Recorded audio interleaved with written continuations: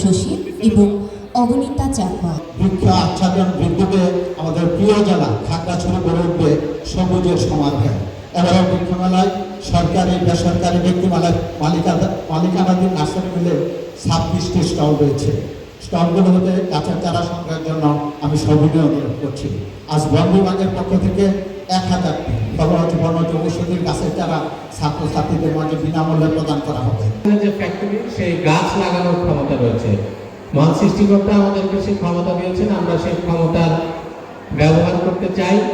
আমার খুব কষ্ট লাগে এখানে আসার পরে আমি যখন দেখি যে পাহাড় কাটার জন্য আমাদেরকে আইনি প্রয়োগ করতে হয়। রাতের বেলা মানুষ কষ্ট করে পাহাড় কাটে আমাদের চোখকে ফাঁকি দেওয়ার জন্য। এই যে মানুষের বলবো যে এই অঞ্চলের জন্য একটি আত্মঘাতী কাজ পাহাড় কাটা। পাহাড় কাটলে সেখানে গাছ থাকবে না। আজকে যদি পাহাড় না থাকে আমাদের এই অঞ্চলের জীববৈচিত্র্য থাকবে না। আমি এখানে পাহাড় দেখি, গাছও দেখি, কিন্তু কোনো পশু পাখি কিন্তু আমাদের ওইভাবে চোখে পড়ে না। আমি এখানে এসে যে বনের মধ্যে যে প্রাণীগুলো থাকবে সে বন্য প্রাণী কিন্তু আমি পাই না। মাঝে মাঝে বানরের কিছু দেখা পাই। এখানে কিন্তু একসময় হাতি ছিল, সেই হাতি কিন্তু এখন আমরা দেখি না। ইতিমধ্যে বক্তারা বলেছেন আমাদের এখানে কিন্তু বন্য প্রাণী আমরা দেখতে পাচ্ছি না, কারণ আমরা সেই প্রাণীর জন্য কিন্তু অভয়ারণ্য তৈরি করতে পারিনি। এটি আমাদের ব্যর্থতা। শীতকালে কিন্তু আবার এই পাহাড়গুলো কিন্তু ধূসর হয়ে যায়।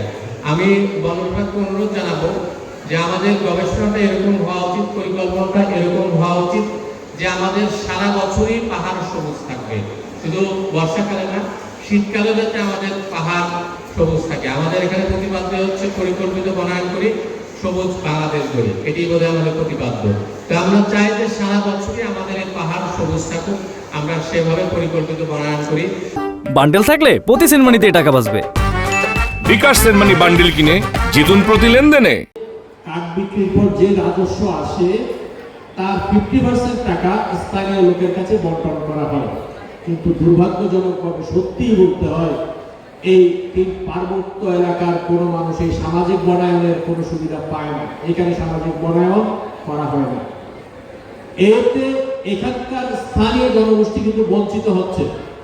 আর্থিকভাবে তাদেরকে স্বাবলম্বী হওয়ার যে সুযোগ সরকার দিয়েছে এই সুযোগ থেকে তারা বঞ্চিত হচ্ছে।